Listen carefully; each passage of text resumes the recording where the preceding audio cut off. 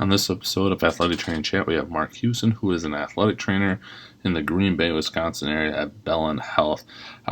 We talk a lot in this one about cardiac care and AEDs, and Mark shares a personal story about why it's so important to have these and have people trained. And we talk also about their partnership with the Green Bay Packers on getting $100,000 worth of AEDs out into local communities across the state.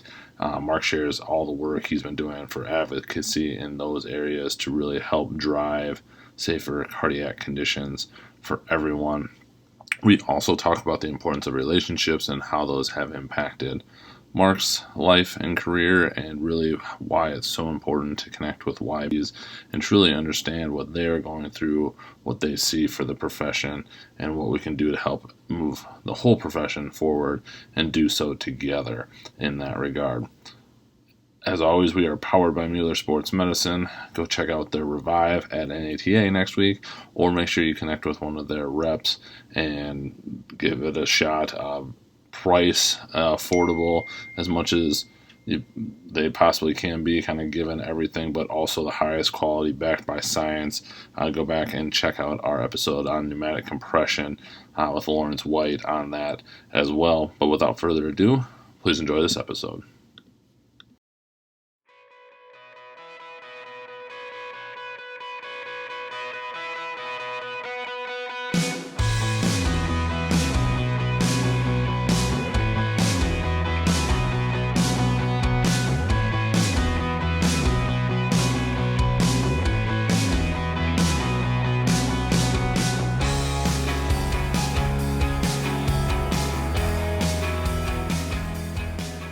This episode of Athletic Training Chat, we are on with new Wisconsin Athletic Training Association Hall of Famer Mark Husen, who is an athletic trainer that works at Bellin Health in the Green Bay, Wisconsin area. We've been trying to coordinate this for a while. Glad we finally got there, but wanted to talk a lot about cardiac care, and we'll hear a story on that, but then also his work with the Green Bay Packers, which I just went official. It'll be probably about a month before this one comes out. A donation that they coordinated together to get AEDs into local high schools. And then also just talking about engaging with YPs and their importance in the athletic training profession moving forward, which seems to always be a timely topic, but even more so now. So before we get into everything, I just wanted to turn it over to you, Mark, to kind of fill in a little bit more of your background, and then we'll get into it. Yeah, no, thanks, Joel. This is a great opportunity, and honestly, it's a blessing. But thank you for giving myself and so many others the opportunity to kind of share their feedback on what we are doing, because I think we all live in so many different worlds. Absolutely. So, how long have you been, just to kind of go into, how long have you been at Bellin? What capacities have you worked? Just to give a little bit of background to everybody. Yep. So background is 1997. I took this role as an outreach athletic trainer.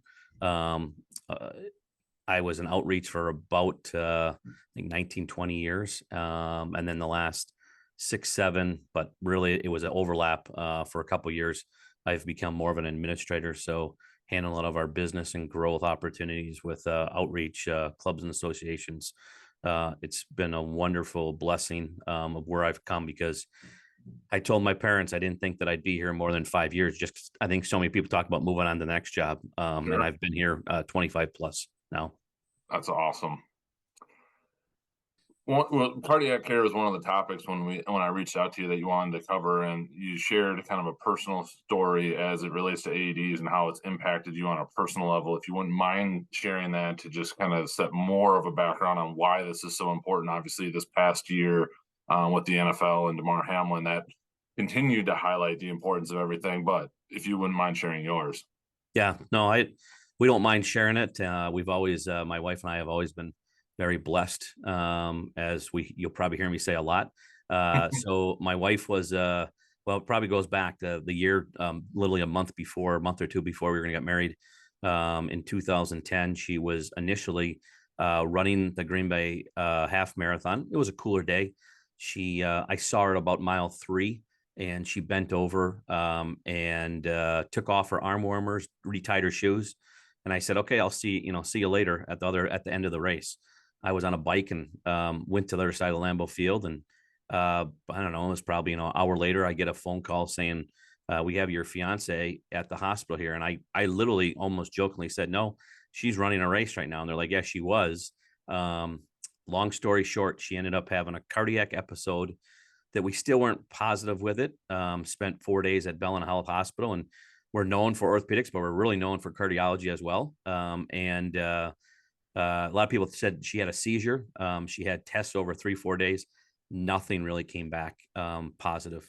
Um, Fast forward about later that summer, she had a tilt table test that did tell her very quickly. Tilt table test is a table you lay down on, and they kind of tilt it back and forth, back and forth. Well, they didn't have to tilt it many times, and her blood pressure dropped. And she was a positive tilt table test patient. So we knew she had lower blood pressure. She was on some pills and, on one pill to see if they could kind of help her blood pressure out. She continued to run, had no problems. Now we fast forward almost a full year, and I think it was the next year in April. I just very much remember this. It was the weekend of the WATA, and we were in Appleton, and she ran. And it was cold, snowy weather. Saturday morning, she was down in Oshkosh, and she ran like a PR, doing very well in a race. Had no issues running. Now we get to July 1st that year. I just came back from the NATA, and we could not go with friends up to their cabin because she just took time off. So our sports med docs, knew the med she was on, and said, if you work out, you should work out with someone. So that day, all of her friends were up at the cabin. She decided to swim at the YMCA pool in Kimberly, and she had a cardiac episode. On her end, she didn't really know what happened. She ended up kind of passing out. They pulled her out of the pool. She was shocked by an AED, an automated external defibrillator. I think many on this will probably know what that is. And she was shocked 4 times, not 4 times right after another. What it was she would get shocked, and her heart rhythm would return, and she'd do well. And sometimes 2, 3 minutes later, it would kind of come out. We do have a reading over, I think, 21 minutes of her episode that she was shocked 4 times with her cardiac event. So yeah, it was, the ending was a great ending. We more or less, I had a wife at a very young age that more or less almost died on us. And she was transported to St. Elizabeth's in Appleton, and then later in that day into Bellin. And the offering was she could wear a vest, and they could do some other testing, and it would shock her if she ever had a problem, or they could put in a little defibrillator. So St. Jude at the time had a little, as they said, and as a medical professional, you understand what these defibrillators are, you think, and we all thought it'd be the one that would kind of stick out on her chest a little bit, and they'd see it. Ended up that she was very proud of that, even though she went through a scary moment. She had just a little scar, and they tucked it behind her pec muscle, and you really couldn't see the device at all besides the scar. It's great. She's now got a defibrillator, and we started progressing back. Well, I'll be honest with you, I'm not a big runner. So I'd walk with her, and she would run ahead. And this was probably, I don't know, about a month later. And we were right in front of Kaukauna High School out by where we lived. And she walked back, and she said very open to me, yeah, I just got shocked. And I was like, what?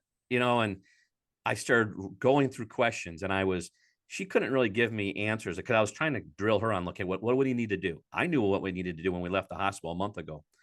But in the end, she reminded me, she's like, Mark, I don't remember much for those couple of days. So it was probably on my part that, I was probably disappointed and frustrated. She didn't know what to do, but had to call the cardiologist, and they've adjusted settings twice. They did it. And she still got shocked a second time, even with adjusted settings. So long story short, she had a cardiac event. Her heart will, for the most part, speeds up. So her defibrillator is used so it shocks her heart and puts it back into normal rhythm. She does have a pacemaker, though, technically in her defibrillator, that I think 1 or 2% of the time she's got a very slow heart rate. So it paces back up to whatever the beats per minute that it needs to be in there. But that doesn't affect us much. The great thing is, though, I think that she's had a couple episodes where she thinks she's having an episode, and she can kind of come home and she can record it. There, it looks like a little radio that sits next to her bed, and it can be sent into the office, and they can do a reading. Sometimes she thought she's having an episode and nothing. Twice she's had over the 12 years, she's had an episode where it has paced her back out, or it hasn't shocked her, but it's brought her back down, and she didn't know about it. They've asked about a day, and sometimes that's, they'll say, hey, 2 weeks ago you had an episode. We knew nothing about it. She didn't explain anything. So I'd say, long story short, yeah, we're very blessed. My wife is doing well. She just literally last November, she got a new defibrillator because her battery didn't shock her too many times. So it lasted quite a few years. But she got a new battery that hopefully will last just as long. But yeah, she's doing well. Exercise isn't as much. She still stays very fit and trim, doing yoga and just watching her diet, but can't do the heavy swimming, the running, the cycling like she used to do. I appreciate you sharing the story and the just the details of it all. Um, Reference as we were getting started, this partnership, obviously, not obviously, but anybody outside of Wisconsin probably doesn't necessarily know how intertwined the Packers and Bellin are with everything and how closely you all work. I haven't been up there to see it yet, which I need to make a trip, but all the new kind of facilities and different things look amazing. So I'll hit you up for that at some point here in the future. But that relationship, I think, if I was correct, $100,000 donation partnership to get those out there. What other, if there have been other initiatives, have you been a part of with that, and what has been effective as far as you from your end in getting those donations to get AEDs everywhere that they probably absolutely need to be?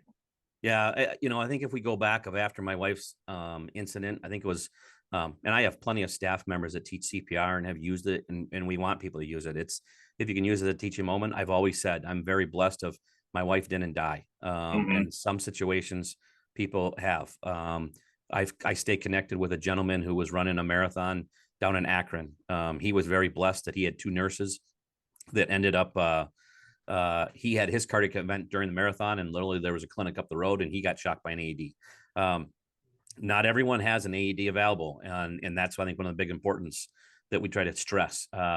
So I covered some schools up north, and one of my schools, Peshtigo, only had literally one in the building, and I kind of wanted one more for our sports. So I applied for a grant, and it was Hopley's Foundation. She was a women's national basketball association basketball player.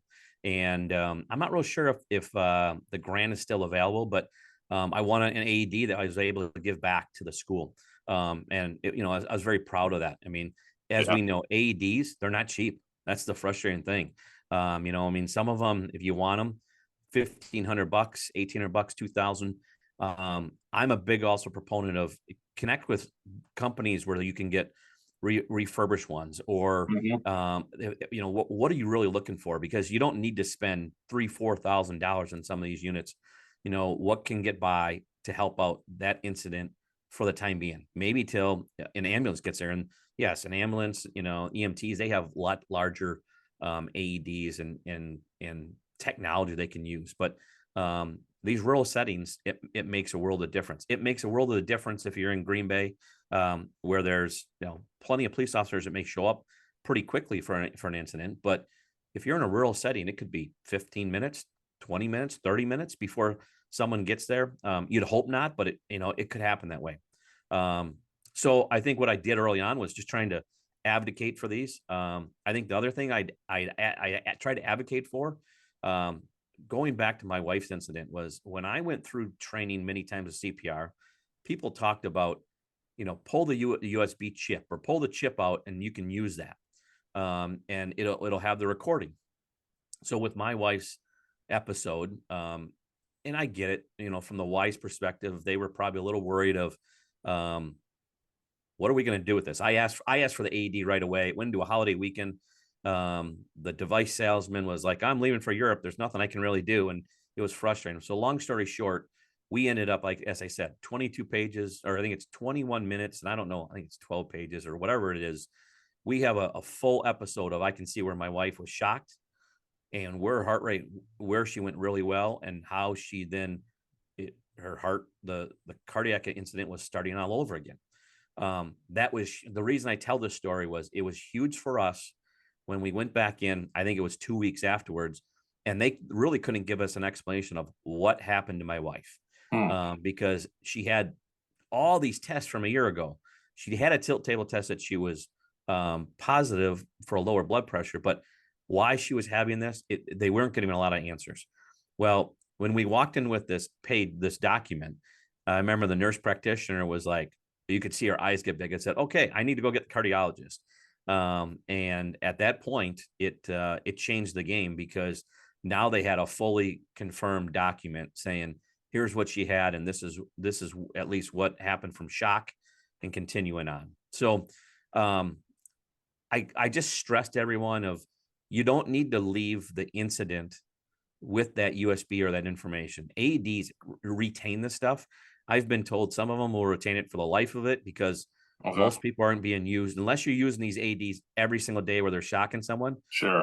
Most sporting events, most schools, I've been told that they'll make that, over the life of 8-10 years, maybe it's only used 2 3 4 times, hopefully never. Right. But the whole point is it'll retain that, so you can go back in history and you can look and it'll pull that off. The problem is sometimes you need that software to pull that document off. So that's the challenge that we have, but it was a great opportunity for us to have. And we keep 2 copies of it and went into a safety deposit box just in case we ever had to reference it. It's not like we really go back and look at it. I have our sports Sure. medicine Dr. Jim Eben, spent time with me, and walked me through over 30 minutes of, okay, this is what happened here, and this is what Yep. happened here. Again, I'm not a cardiac expert. You go through education back when you're in college in this. And it's awesome to understand it. But when you can sit with someone who really knows what they're doing with that and showing you this is what happened with our heart, it makes a big difference. So, kind of going back, I think with that, Joel, and I don't mean to linger on, was No, you're I good. think I think when the DeMar Hamlin incident came up, I was I'll remember I was sitting there getting my son ready for bed and he was brushing his teeth. I let him sit and watch it. He's only 8 years old, because nothing quote unquote gross happened. But yeah, I was really worried when I was like, they're not showing something. I wonder if they're doing CPR. Um, I can't remember if the date was maybe like January 2nd or 6th, whatever it was. But very quickly, the Green Bay Packers put together a team, and they wanted to do. We don't want to talk of what it could be. It didn't come out right away, but ultimately, the Green Bay Packers took over $100,000, and they're going to donate 80 AEDs to anyone that has applied through an application process in Wisconsin or the UP of Michigan. So that process it's going on right now, and we're gonna pick them, and we'll pick those 80 recipients, and then what we're gonna do is take those recipients and give them their AED. They'll also get a case that they can store it in. They're gonna get all the gauze pads and razors. Everything will come with it. When they leave there, all they really need to do is one installed on a wall. Before they leave here, though, they're going to get trained in CPR. One person from every organization is got to get trained in CPR and AED certification, which is going to be huge. We have our staff, Denise Ellis, coordinates our CPR and AED training for our hospital, for the Yep. healthcare system at Bellin. So it's one of those opportunities that we can kind of give back to not just our community, but the whole state. It's a wonderful opportunity to work with the Green Bay Packers, providing space, providing dollars for this. It's awesome just to see professional organizations get behind this. Now, ultimately, we know it's a sad situation. We wish these would never come up. You don't, most medical people probably never will witness this. But sadly, that it came up, there was a great ending. Yes. And in the end, in fact, I remember we were literally, I was on this computer talking, and then the news broke that Friday saying, hey, he's kind of out of his coma. He's progressing. And you just hope that everything kind of continued, because this, as we know, if an AED is not there, um, he probably doesn't live, is what is my guess. Again, I don't have any proof of that, but it's just one of those things where they had great care, but we know you don't have to be a physician, a cardiologist, an expert.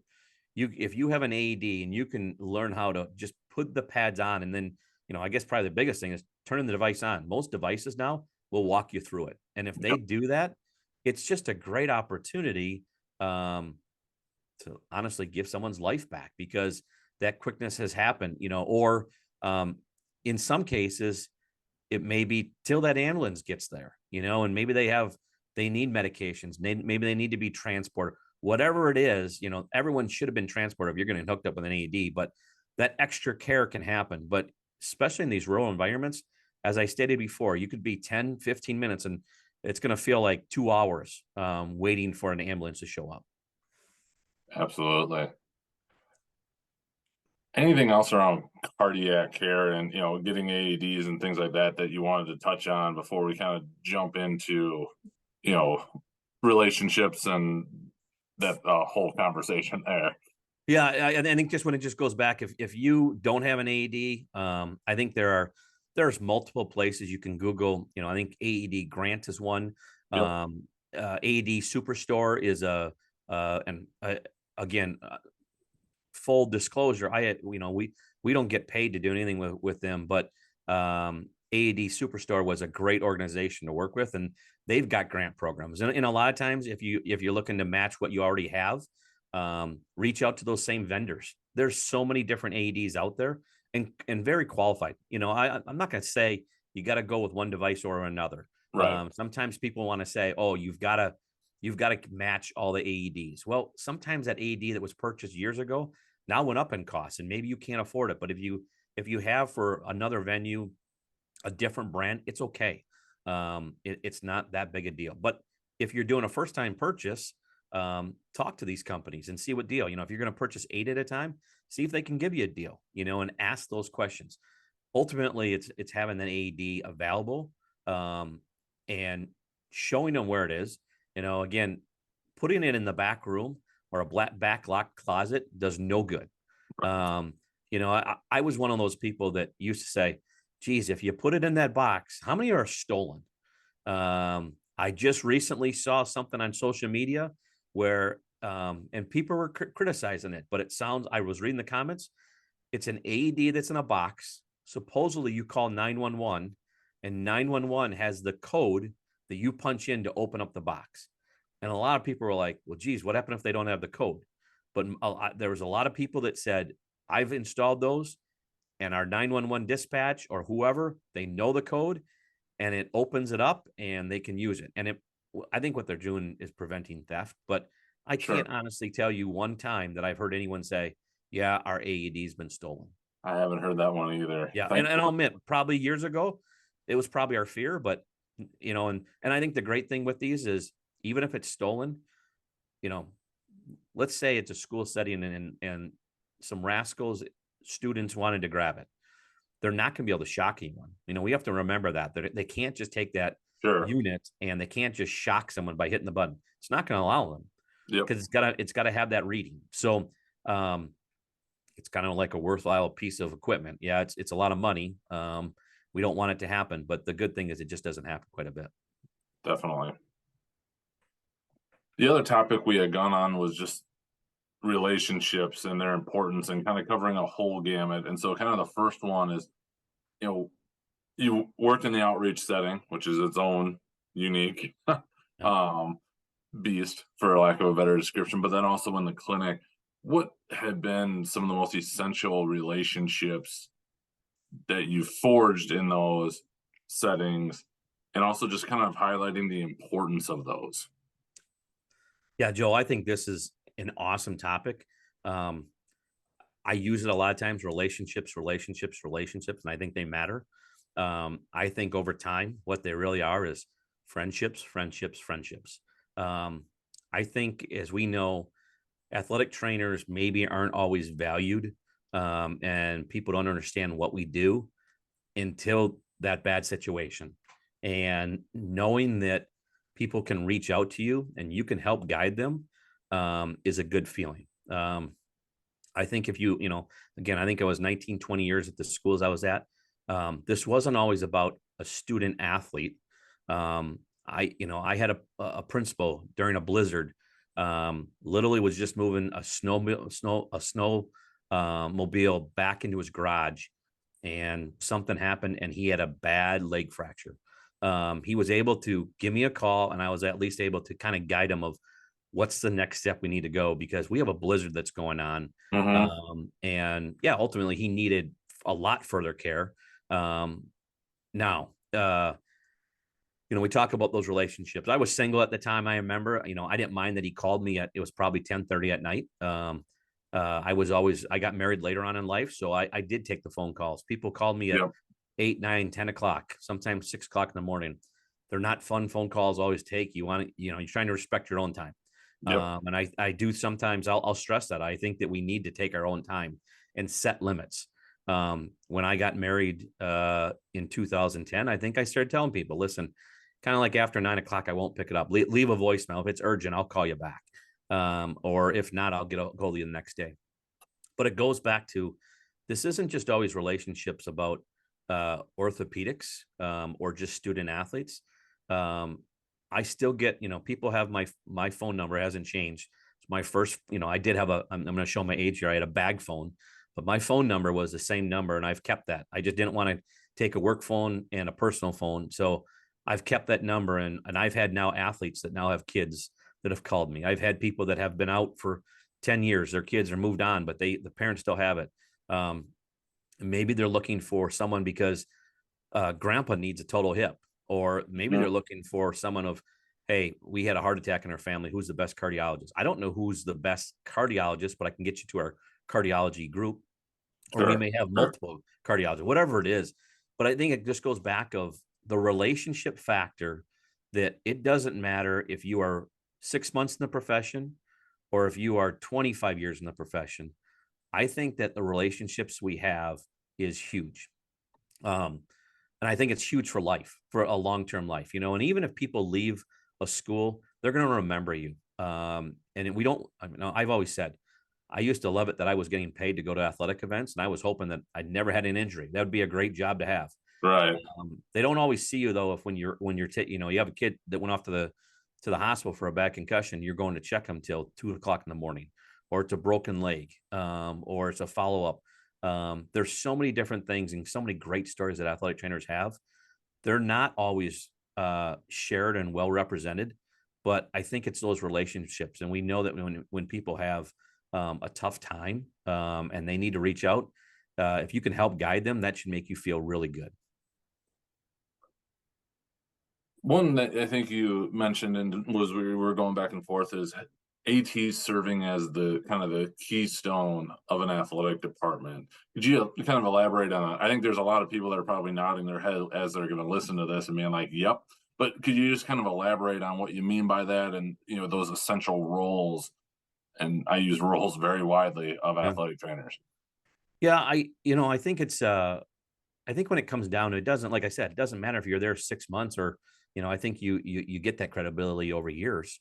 But I think what it is we are, many of us that are probably listening to this, you're an athletic trainer, you work outreach, you maybe work in the college setting, you may even work in the professional setting. I don't think it matters though. Yes, as we go to the pros, your athletes are getting paid more, but guess what? Families, no matter if you are with the professionals, college or high school, um, still opportunities come up, and it's how do I get in, a kid to be seen of because they've got a dermatology issue. Or like I said, grandpa and grandma need a total hip. Okay, what's that opportunity? Cardiology, or hey, we just moved here and we're trying to find what's the best primary care in our area to be seen. Hmm. I know for a while, sometimes it'd be like, yeah, they've got a closed practice. Can we use our ability within our healthcare systems to help facilitate and get that person in? Because guess what? We want people to be healthy. We want them to live longer. We want them to engage with us. if they do have, you know, health concerns. Um, I once had had an individual who said he, probably hasn't been to a primary care doc in over 30 years. And I was just kind of shocked by that. Mm-hmm. I think the more you're in the profession, you find out there's probably a lot of people like that. Yep. And it's not that that the individual was that unhealthy, but they had a bad situation going on and it just had to be taken care of. And yeah, there's really no records of him seeing anyone, especially as we went to electronic medical records. Sure. So it just goes back of you're that resource. Again, it's not just about sports, but when people need it. Another one, big one right now, mental health. How can we help people um, learn techniques? My own son during my I was nervous, presenting and giving my speech for the Hall of Fame. My own son kind of grabbed my hand and said, "Dad, you got to breathe," and he probably realized that I was, but I think they are doing a much better job in the schools of teaching these kids how to handle anxiety, how to handle stress. I don't think I ever remember that in first, second, third grade, maybe not ever. But it's one of those things of the things that we can teach and help out and be part of a team. I think that's a great opportunity. Again, I want to, put it out there of, I'm not saying we should answer that phone call 24 hours a day, 365. We do need to respect, and we probably need to vocalize that to our uh, schools, our teams, our profession, whatever. What are the guidelines when you can contact me or when you can't? Or, is this really an urgent matter? Can it be done by text?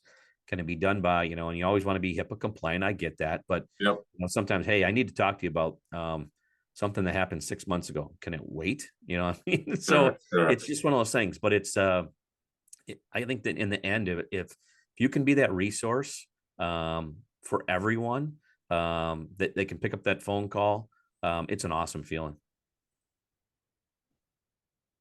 Can completely understand that. The next one, kind of talking about relationships, and I think with athletic training going through kind of a shift with the everything to a master's now, and lots of open jobs and different things going on. You mentioned you've been in your role for 25 years.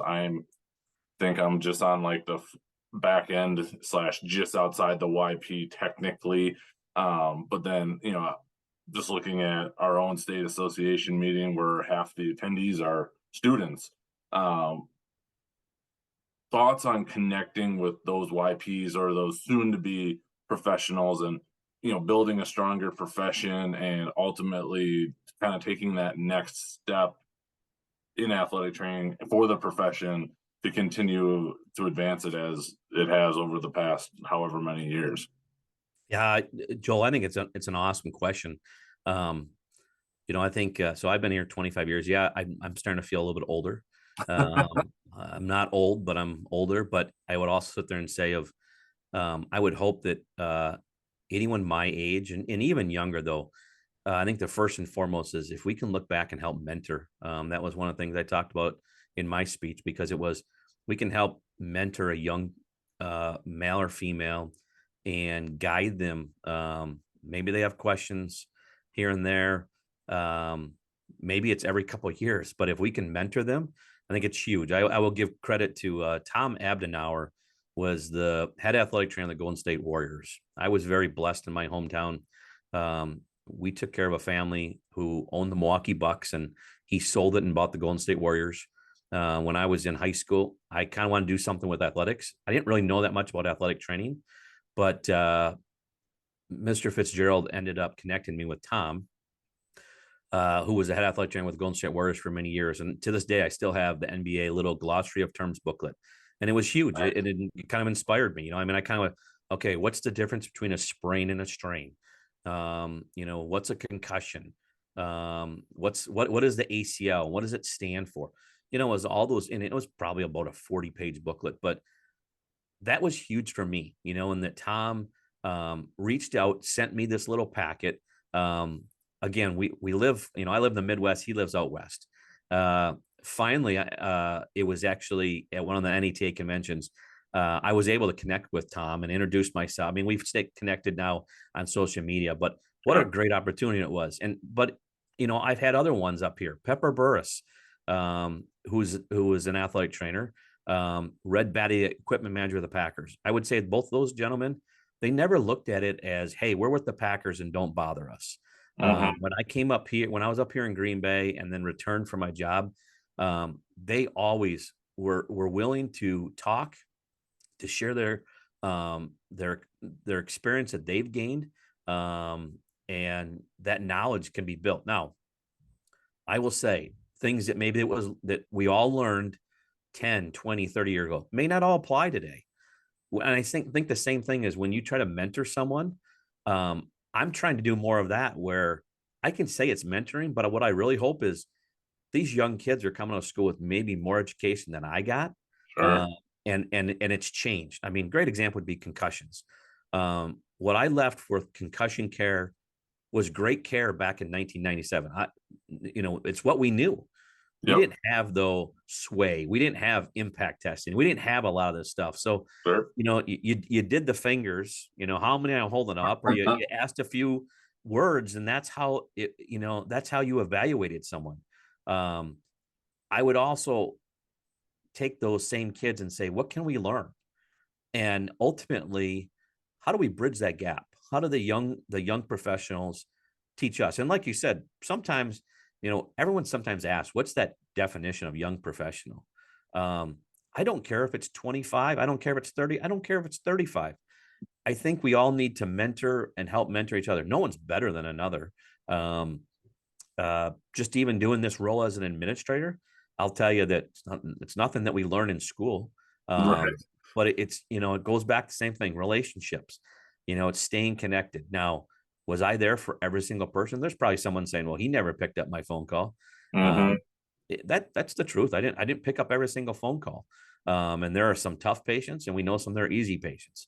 But I think when it comes back to relationships, friendships, and then doing that mentorship for those young professionals to help guide them of this is what you need to know. I just had lunch with someone today, and I also think though, you have to learn from your mistakes. And I've preached this with my son. I mean, it's okay to let your kid fail, but learn from it. And when I took this role, my own boss, it was a very good friend of mine, Terry Beck, who is our team leader now, and I think is one of the best athletic trainers I have ever known.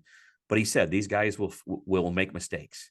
What you just don't want to do is make mistakes 2, 3, 4 times. But that doesn't matter if you're a young professional or if you're, older like me or at the end of your career, 55, 60, 65. Learn from your mistakes. I mean, you can still make mistakes when you're older, but you can still make mistakes when you're younger. And then go back and, reassess. Why did I make that choice, or why did I do it? And what was that next opportunity that I could have changed? Um, I think that's probably the biggest thing. But I think it's just giving back to those young professionals. Um, Maybe it's sometimes just giving them our ear to listen to and say, is this how I should have handled this, or no? Right. Absolutely. Anything else around relationships and their importance that we didn't cover that you want to hit on before we jump into those AT chat questions? I don't think so. I think it's like I just said. I think it's relationships are a huge key. Engage. I think we probably a lot of people that are going to listen to this. Um, Coaches are probably going to be a great relationship. I mean, and if it doesn't matter if you're well, if you're in the high school, you got to manage a lot of different coaches. Yes. College, you're probably just managing maybe one or two teams with those select coaches. But and same thing goes with professionals. But it doesn't matter. You're going to have a lot of different opinions and feedback, and not everyone's going to agree with you. We're not going to always agree with them. But I think sometimes showing that respect and getting, reaching out, getting to know the person before, something gets to be that hot topic.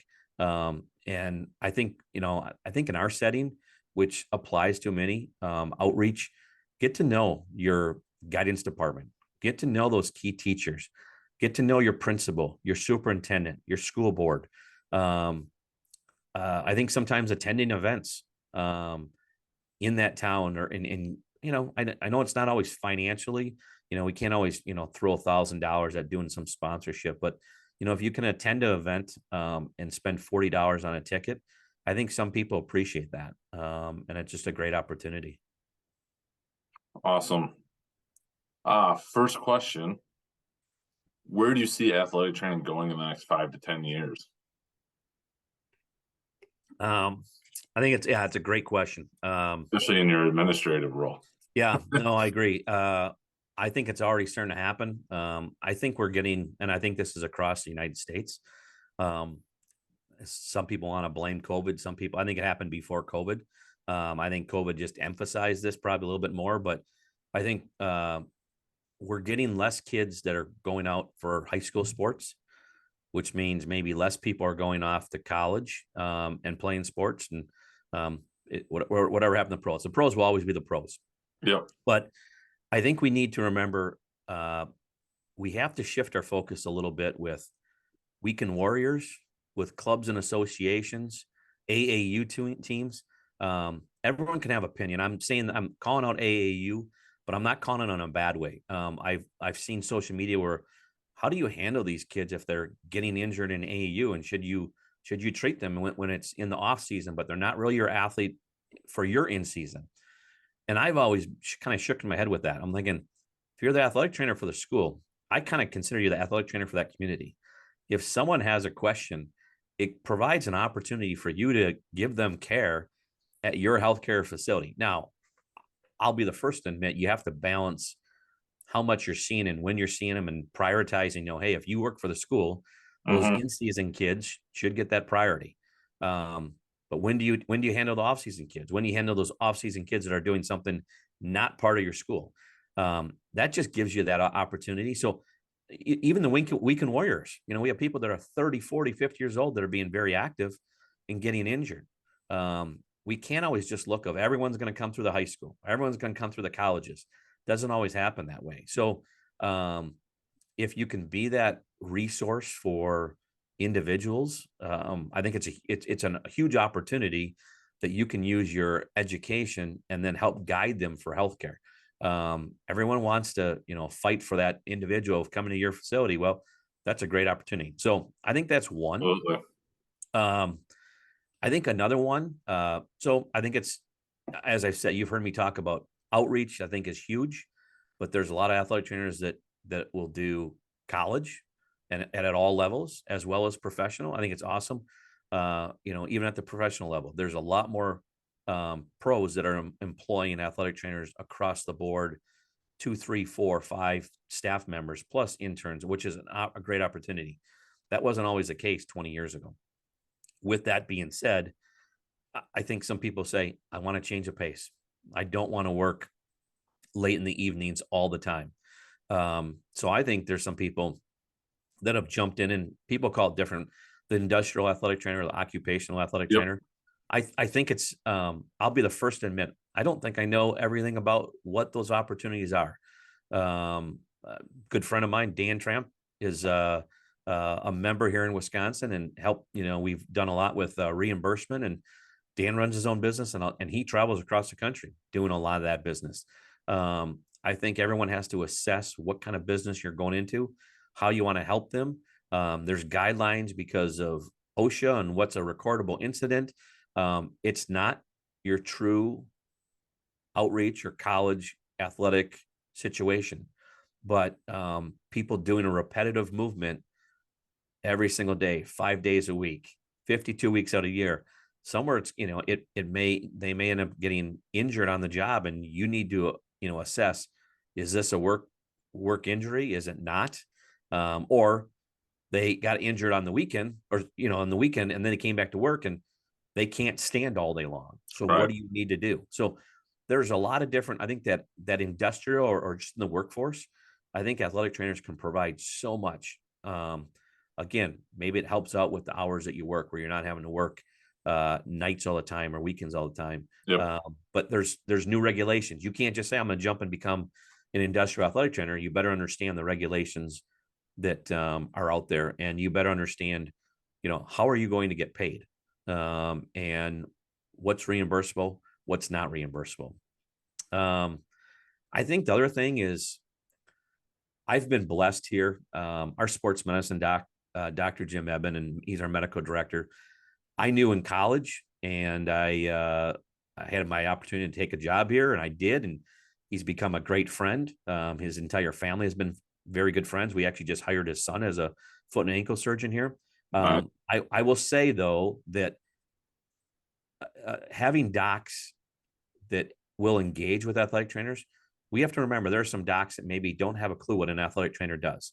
Yep. So that opportunity to engage with a doc and provide, and share what we can do in the clinic. So I was blessed. Uh, Dr. Eben allowed us to start what was called the quote unquote physician extender model. And I was very proud of what I led for 10, 12, 15 years here. I don't do much in it at all with the clinical setting, but I do know that my own boss, Phil Shively, supports putting an athletic trainer or two or three athletic trainers with a lot of our orthopedics and sports medicine docs. That is huge. And it's nothing against any RN, MA, LPN, PA, nurse practitioner. We've got all those here too. But I think it's understanding what you can do. I think the places who have taken an athletic trainer and put them in a surgical setting, and so they see what happens in surgery as well as they can come back in the clinic. That's a great step. So kudos to all those people. So when you kind of talk what's going to happen down 5-10 years, I hope we get more athletic trainers in the clinical setting, but I also hope that we continue to push people. We need athletic trainers out in that outreach setting. That's where we were born, and I want to see it continue. We need to be taking care of our kids. We need to be taking care of their kids, and their community and their administrators and whoever it is. I love the outreach setting. It's what I wanted when I came out, even though I had some connections with NBA, and actually I did some internships with the Milwaukee Brewers.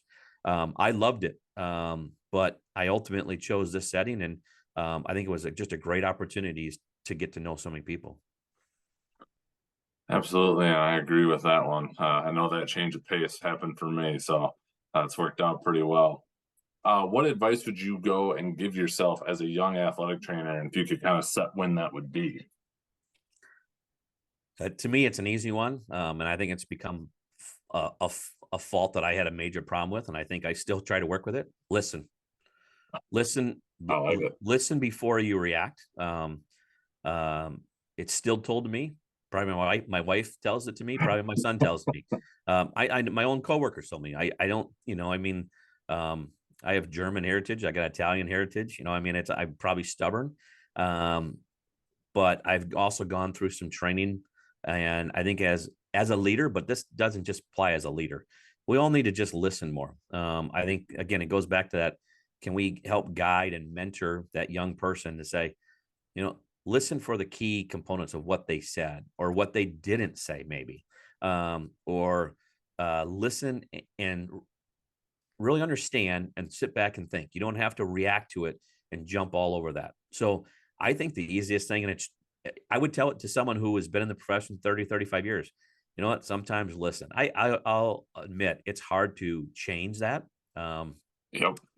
But it's a great opportunity just to listen, hear some stories, and give feedback. We can always learn from the young people, and they can learn from us. And when you listen and you hear the whole story, you may go, they may be right, or okay, I think you're partially right, or okay, here's a reason why I think I'm right, but let me explain it, and then give them the opportunity to listen, and then kind of work with them. I like that. I think that's the first time I've heard listen on here, but it's a great one, and definitely one I could work on as well. You may have already answered this question, but allow you a chance again to maybe elaborate. The most influential resource you have found in your career. Yeah, I think, and I kind of talked about with the mentoring, so I Yep, think, that's kind of, I wonder if that's yeah, where you were going. it was, from a Tom Abdenauer, I would say, I was very blessed. So I had a head NBA athletic trainer that gave me the time. He had no clue who I was. I was some young kid in Janesville, Wisconsin that wanted some more information. And he provided his phone number. I talked to him a few times, and then we didn't connect as much, and that's okay. So I would say Tom helped guide me toward this profession. I had great ones. Seth Dawson was our head athletic trainer at UW Green Bay, small school. I went through the internship route. Some people maybe didn't think very highly of it, but I'll tell you, I think I was able then to have some freedom and do some internships. Jeff Paxson works for the Milwaukee Brewers. I worked with Pax back in Beloit, volunteering my time, and had the opportunity to meet Roger Kaplinger, who I just went in the Hall of Fame with, and Yep. they offered me my first job, and it was those relationships. I still talk. Jeff was back in Appleton for I think 4 or 5 years, and allowed me to bring my son over to a ballpark. And again, it goes back to those relationships. It Mm-hmm. had nothing to do with medicine, but he allowed. I was over there. I'd go over the stop by 2 or 3 times a year, and but I'd be able to go over there and talk with them and just have a good time. But he was allowed my son game of baseball. My son left the ballpark. He thought he was on top of this world.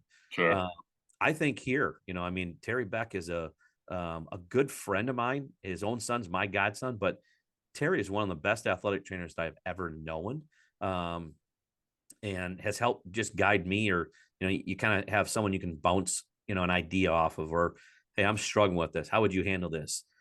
Sometimes I'm right, sometimes I'm completely wrong. So using those perspectives, I've also talked about it. Phil Shibley, he's a physical therapist and he's a director. And I will tell you, my first year, I remember people say, "Don't you have problems because of the PT AT relationships?" No, I honestly, we have been very blessed at my healthcare system. We don't have a lot of problems with that. That's awesome. And supports putting athletic trainers. When we came into our new building, it was putting athletic trainers in with our orthopedics and sports medicine docs. That was huge. And then you have your docs. I mean, Dr. Jim Eben has been very blessed, but we've worked with some great ones. Dr. Pat McKenzie, Dr. Bob Anderson. I had to use them during COVID because I broke my ankle. I mean, you don't realize what those relationships are until all of a sudden, guess what? I got a problem myself. Yep. And he was able to squeeze me in before we were having to shut down because of COVID, and repaired my ankle with a plate and a whole bunch of screws. It's not fun to be injured, but it's nice when you also have those connections. You can call someone and say, "I need help, doc." Sure. So, As an AT in your role, how do you take care of yourself? uh, yeah, I think it's a great question. I think it's a call out. I think I know I'm getting heavier and probably more stressed at times. I did do a commitment a few years ago though. Is I've tried to read more. Yep. I think especially during the winter times, it's tougher. I get it in Wisconsin. When the sun's out, weather's warm, you don't want to always go in, but wintertime, especially, I tried to read a book, books more. And I've enjoyed different books across the board. Yeah. Um, Recently, I will say just even reading, spending time with your family. I try to put the phone down at night, spend time with my son and my wife, but it's been kind of cool. There was a book that was uh, written by Lucas Jaden and Steve Jorgensen, two gentlemen who do a lot of stuff with leadership. It's called Twin Thieves. I would recommend it for anyone. Okay. I, Actually, Steve's son played t-ball with my son right during COVID, and we were able to. I heard he wrote this book. I was able now, as with my son being 8 year old, we took a chapter a night in the last couple of months, and some nights we wouldn't do it, but to read it back to him and have him assess it, I think that's just one of the biggest things. Okay. I think another thing was, um, it sounds crazy, but I love the summer nights when I can just sit sometimes on my patio, maybe grab a cold beverage or an old fashioned, Yeah. I'll say, Yeah. and Yeah. Yeah. but I think sometimes put the phone down and just enjoy the night. I mean, Yeah. sun setting. Maybe you talk with the neighbors a little bit, but you're not in that hustle bustle. And I get it. We all have real busy seasons, and we know when it's busy. I always joked. Uh, I When I was dating, I always wanted the girlfriends to kind of go through all the seasons because there's a lot of people that don't understand how busy it gets depending on Sure. if you're covering one main sport or if you got like a high school, you're going to go up and down through different months. Yep. And it all depends on how big your school is or how small or the successes, if it lingers on. But if you get that time when you finally get a little break, take that time aside and enjoy it. And yeah, we all probably need to exercise more, and I think it helps out with mental health. It helps out with physical health, emotional health. But I think just taking time for ourselves, taking time for our families, really enjoying it. I'll be the first to admit, athletic training is not a 9 to 5 gig. I didn't go into it for a 9 to 5 gig. But when I get that opportunity and I can kind of shut down, and yeah, sometimes people have told me recently, you didn't answer that text right away. And I think they kind of got in an expectation. I'm like, yeah, sometimes it's 2 hours later when I finally get to it. So I think just take time for yourself. I like that answer, especially with the old fashioned. Uh, if you could change or eliminate one thing, could be a modality, a common practice, a mindset, or anything of your choosing in the field of athletic training, what would it be? Joel, I love this question. And I will tell you, when I initially saw it, I was like, okay, is there a modality that I really want to get rid of, or what do I want to do? Here is the answer that I finally kind of came up with. I love this question. Um, made you really think. It's not that I want to really get rid of the technology, but what I want people to do is use their brain to really think and go back to common sense. So I'm sitting in a basement of our beautiful Titletown facility here at Bellin Health. We have a ton of technology in this building. Mhm. But if I shipped a person out to a rural clinic, they may not have everything, or they may not, the docs may not have that MRI that they can get on that same within an hour or two. So it's kind of like one of those things. Go back to what you know right up here, Yep. and use, as Roger, you guys heard say, as Roger said, using your hands and the Yep. brain. And I think it's that opportunity to say, does this make sense, or does this not make sense? Or, you may be getting stuck if you did everything right, but something's just not going on. If something's not going on, maybe it's time to refer, or maybe it's time to ask and say, hey, what's our next step? There's going to be some surprises, but I don't, we've earned that right to have great modalities and great technologies. And, I've seen people come here and we love it. And we get wowed when we have interns here.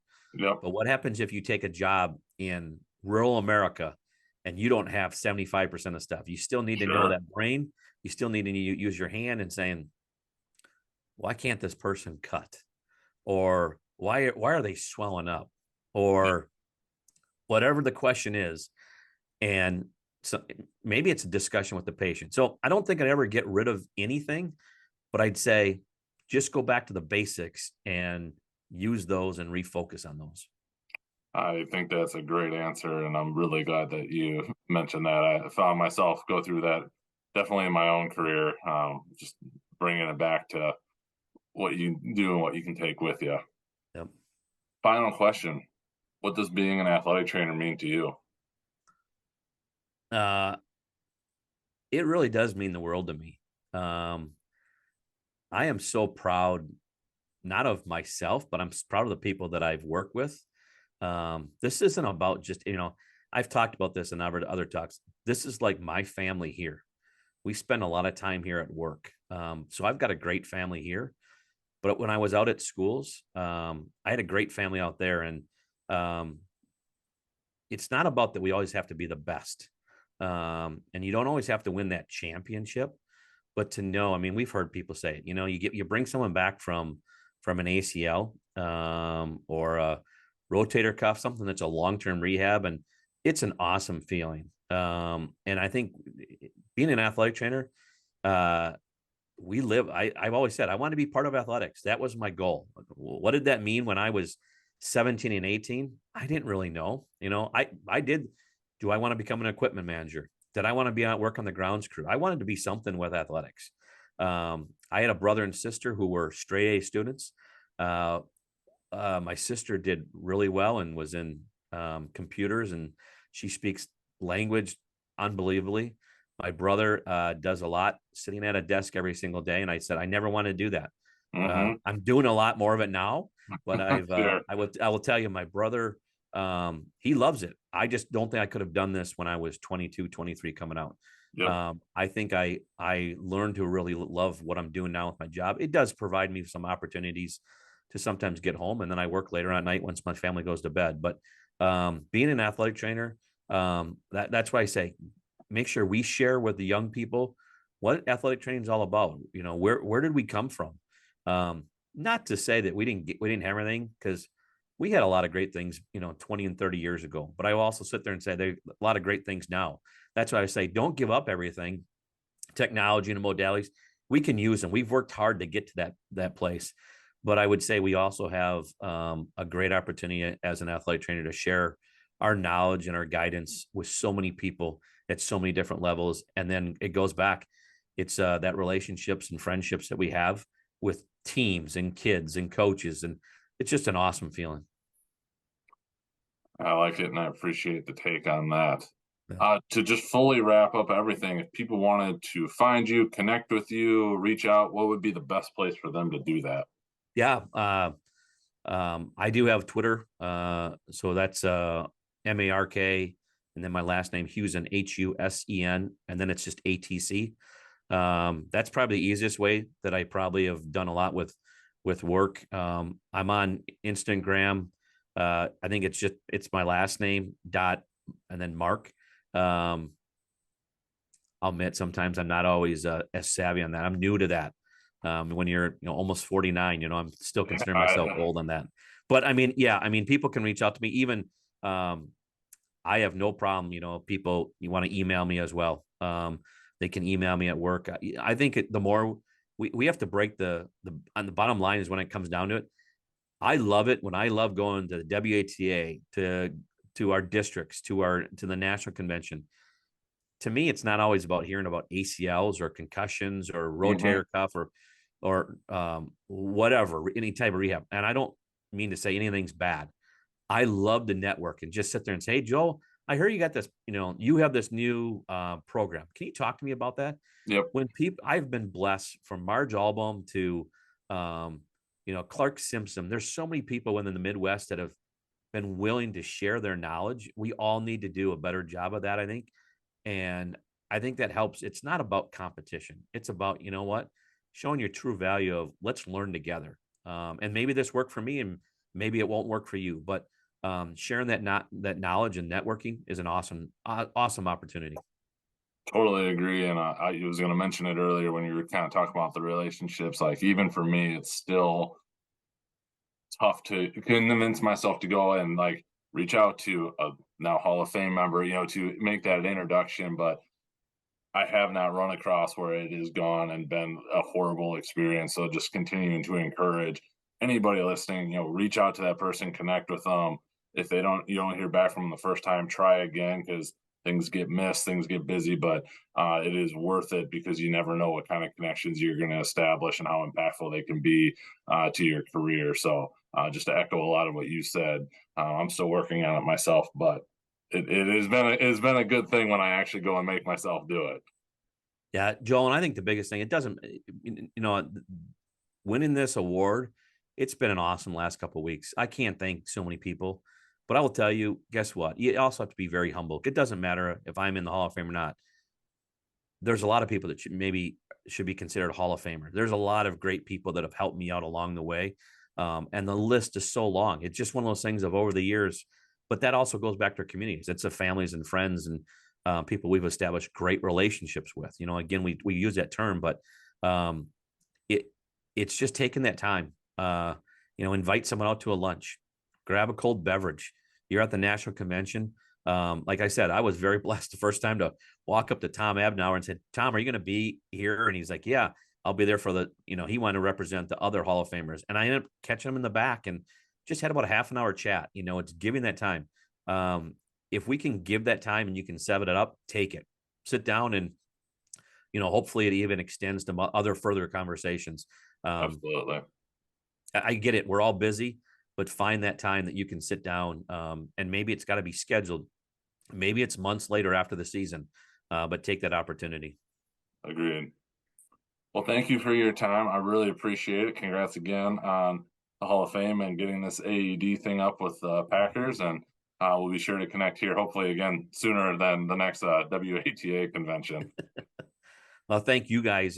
Thank you for everyone that is listening on these podcasts. It's awesome. People have questions. Feel free to reach out. I hope that if people, the AED, the Packers have supported this huge opportunity that I hope that by the time this comes out, people can kind of look it up and find out who got one. It may be one of your own schools Sure. that received an AED. So just a great opportunity. Awesome. Well, thank you again. Thank you for listening to this episode of Athletic Training Chat with Mark Husen. Such an impactful story about the importance of cardiac care, not only in our working lives, but just in our everyday lives. So we really appreciate Mark sharing that, and also want to say congratulations to him one more time on being elected to the Hall of Fame for the Wisconsin Athletic Trainers Association. As always, we are powered by Mueller Sports Medicine. We had this episode out the week before NATA. Be sure to go check them out. They will have tons of things, lots to talk about. I'm sure I'll be hanging around there. Some would be great to meet you, as well as just meet you in general at NATA. So if you're around, let's connect, touch base, and maybe even schedule a podcast episode to record.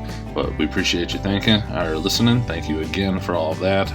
Anytime you listen to the ads about creating your own podcast, you're supporting our Throw a Lifeline program, which we're hopeful to get out here soon. So with that, we will catch you next episode. And if you're traveling to NATA, hope it's a safe trip.